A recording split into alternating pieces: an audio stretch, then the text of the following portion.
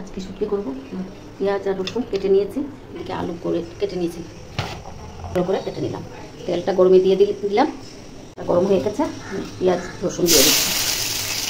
পেঁয়াজ রসুনটা একটু ভাজা ভাজা হয়ে আসলে আজকে শুটকিটা দিয়ে দেবো ভাজতে। ভাজা হয়ে গেছে, এখন আজকে শুটকিটা দিয়ে দিচ্ছি। একটু ভাজা ভাজা করে নিই। শুটকিটা ভাজা হয়ে গেছে, আলু দিয়ে দেবো। আলুটা দিয়ে দিলাম, এটা একটু নাড়াচাড়া করি। নুন দিয়ে দেবো, নুন দিয়ে দিলাম। এরকম দিয়ে ঢাকনা দেবো। রসুন আদার পেস্ট একটু দিয়ে দিচ্ছি, একটু হলুদ, জিরার গুঁড়ো, লঙ্কার গুঁড়ো। এখন এটাকে একটু কষিয়ে নেব, একটু জল দিয়ে কষিয়ে নিচ্ছি। স্টিমটা বাড়িয়ে দিলাম, কষানো হয়ে গেছে। এখন একটু জল দিয়ে দেবো, জলটা দিয়ে দিলাম, একদম শুকিয়ে যাবে, তারপর নামাবো। শুকিয়ে গেছে, এখন ধনে পাতা দিয়ে নামিয়ে নেব। নামিয়ে